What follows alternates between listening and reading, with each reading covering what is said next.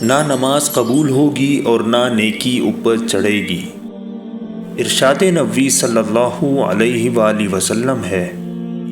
حضرت ابو ہریرہ رضی اللہ تعالی عنہ سے روایت ہے کہ آپ صلی اللہ علیہ وآلہ وسلم نے فرمایا، 3 لوگوں کی نہ نماز قبول ہوتی ہے اور نہ کوئی نیکی اوپر چڑھتی ہے۔ نمبر 1، بھاگے ہوئے غلام کی، یعنی جب تک اپنے مولا کے پاس نہ آ جائے اور ان کے ہاتھ میں اپنا ہاتھ نہ دے دے۔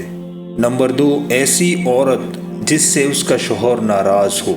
نمبر 3، اور مست شرابی کی، یعنی جب تک شراب کا اثر ختم نہ ہو جائے۔ اس حدیث کے فائدے میں لکھتے ہیں، مرد عورت پر نگراں ہے اور عورت اس کے ماتحت ہے۔ خدا کے بعد عورت کے لیے شوہر ہی ہے۔ والدین کے حق پر شوہر کا حق غالب ہو گیا ہے۔ اگر مذہب میں کسی کو سجدہ تعظیمی کی اجازت ہوتی تو عورت کو ہوتی کہ وہ شوہر کو سجدہ کرے۔ حدیث پاک میں ہے، عورت کے لیے اس کا شوہر جنت یا جہنم ہے کہ اس کے حق کو ادا کر کے جنت پا سکتی ہے۔